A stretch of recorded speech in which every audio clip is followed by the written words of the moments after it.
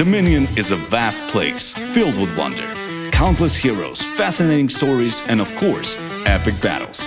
All of that brought to you, the players, through the mixture of creative might and hard work of the game's development team. So hey people, it's me Sam, and today we will be going on an adventure behind the scenes of Hero Wars Dominion era, where we will meet one of the game's key developers and discuss a lot of details about the upcoming updates to Hero Wars that are actually coming to the game this May. So I welcome you to Hero Wars Dev Diaries. So glad to see you tonight, Mike. Hopefully we'll be having ourselves a very rich discussion about upcoming updates to the game. How you doing, man? I'm good, thank you. Nice to see you, Sam. Nice to see you, dear players. Yeah, a lot to talk about actually. This is like a pretty big update coming to the game. But at first, let's dive a bit deeper into what you do like in the process of development of Hero Wars Dominion era. What is your role, basically? What do you do behind the keyboard? I'm not actually working much behind the keyboard. I'm more of a call person and like decision making, that stuff. So I'm product owner of the content department for our game. So me and my team, we are having actually the most fun of our job. We make new heroes, we make like hero-related content like skins, pets. And one of the coolest things we did like last year, we made a new Asgard boss.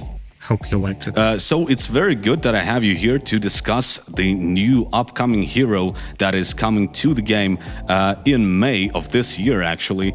Lyria. I think we'll go a bit into the specifics because I know Lyria is an undead hero. So what made you make a decision to make Lyria an undead hero? We wanted to play a bit more with factions to see how it goes. Like players constantly wanted us to make Kira undead, so we decided why not, if it's something our players wanted.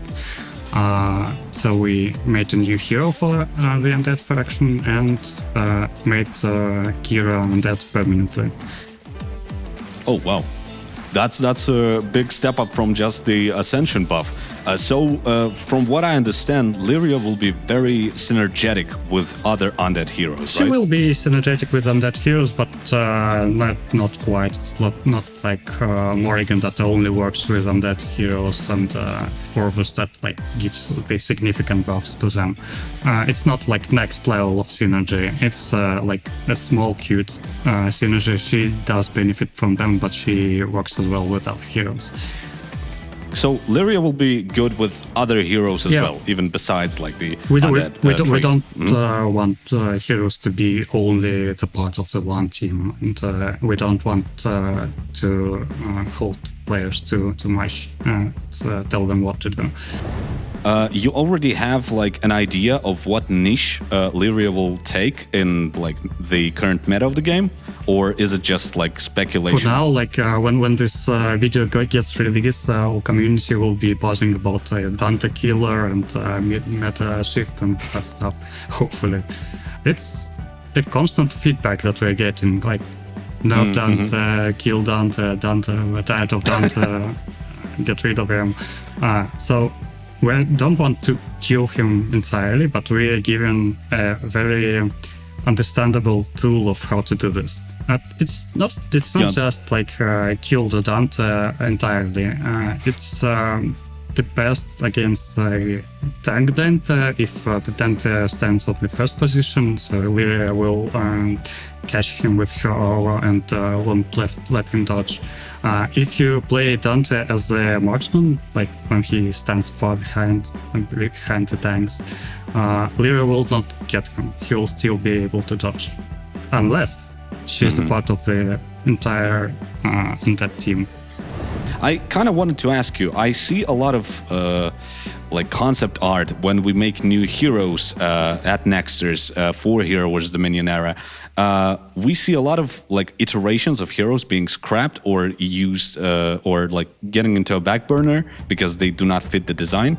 So were there any iterations for Lyria's look that you remember fondly, but still with your team decided that, hey, she needs another design. This one is cool, but it doesn't suit her. Well, yes, of course, it's like very complex work with a lot of people involved, like from our art team, from our game design team. We sit together and then argue for hours whether what kind of sword she has to have, whether she like actually should be a girl or a guy. Because we had some male variants of her, the shape of armor, the amount of spirits that look around her, but a lot of stuff. Maybe like actually at this point we can show our players some concepts that we were deciding against. And, there was I can remember another option that we were leaning towards, but we decided to make her as she is. But the most argument was about the amount of armor she should wear. Like, she is a strength hero. She should be like she has a lot of health. She needs to look tough. But we did not want her to be perceived as a tank, so we sent those mixed signals to artists. So yes, she has to wear armor, but she's not a tank. Like, make her armor smaller or make her tankier, and then they couldn't decide. I think they did a great job of fitting it all. Yeah, I think so too. Like, she looks like a hybrid between like what do you imagine a warrior warlock like mix being. Very like on point. You don't see her like as a destructive force, fully like armored tank, but still she has that aspect to her. We talked about like her being a counter to Dante, and I actually have a question that is born out of the idea of like balancing a character within the game that features a lot of heroes already. Were there any like balancing challenges that you encountered or like remember vividly from creating Lyria? Like, maybe she was overpowered like towards some specific characters and you decided to tune her down? It's a pretty standard process of balancing heroes. Basically, yes, you tune her abilities to the state when they're overpowered, then you like kind of turn them back, and you seek the balance somewhere in between. Yes, at some point, of course, she was overpowered, but we even had to disable some of her features, like to make her simpler and not too overpowered. If I'm precise with the dates, Lyria will be available for pre-order since the 5th of May of this year, of course, and it's going to be available for pre-order until the 12th of May, which is the date of the adventure that is going to be launched on live servers that comes with Lyria. Let's get to that, because I hear that one of the most exciting parts about the new adventure is the fact that it plays completely differently to other adventures that we've seen before. Like, usually with the new heroes launch, we see this like explore the map, engage in like dialogue sequences and encounter various teams and bosses and defeat them to gain like resources. But this time around, this is like a completely like different genre. This is like a roguelike adventure sorta. Can you explain it like in more general, like broad strokes? What is it about, and how is it different from the previous adventures?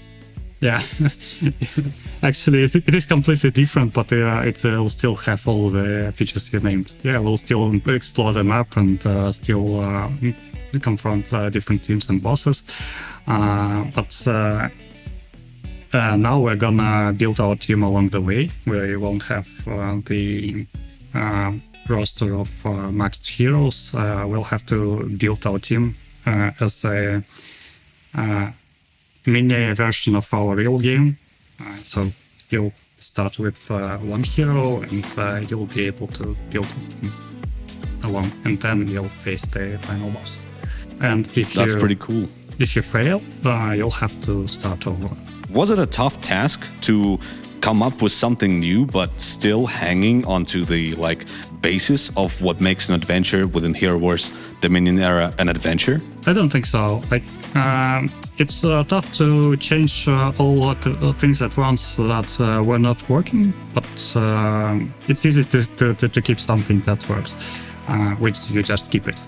And yeah, you change something that doesn't work, like our players hated those infinite boss fights when you have to use scripts to beat them, stuff. So we changed that part completely.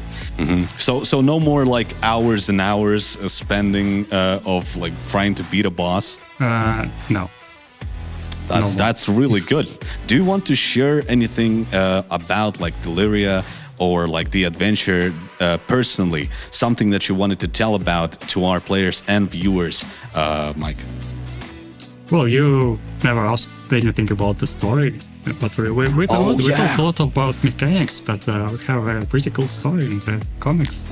And so Lyria has a comic. Yeah, I'd be happy to share the first the first part of the comic. We would get it flying across the screen right now, like just whoa. There should be a comic page at least. Somewhere here. That should be good. That should be cool. Something close to what we had with Ninja Turtles. That's story, cool. Yeah. Then we'll hopefully see a lot more about Lyria, like in terms of the narrative. So is she like related to Kira then in the story if Kira gets changed with her release? Not in this story. Like, Lyria is all about spirits, and we wanted her to make friends with Kira. But then we decided to make a story about the rock adventure and the rock festival, and Kira did not quite fit in there. She does her rock band with Chorus and Morrigan, so it's a featured undead rock band. That's really cool. Mike, thank you so much for coming on tonight and like recording this session with me, because it's, I think, the first time Heroes Dominion Era features like a proper like talk with the developer. It's nice to get to know the people behind the scenes, and it's been a pleasure talking to you. Yeah, it's been a pleasure to come and see you as well, and I think we should do this more often if we have some positive reviews. I completely agree. Yeah, so people, let us know in the comments whether you want to see more of this stuff, because I'll be happy to provide it. Mike, maybe I'll get you in next time again. Maybe we'll get someone else from the team. We'll try to feature as many willing faces as we can. So yeah, thank you so much. Thank you. See you guys.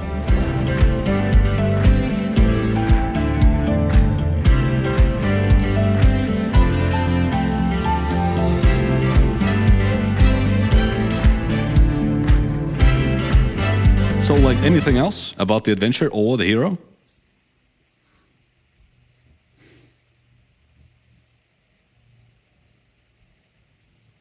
Nope.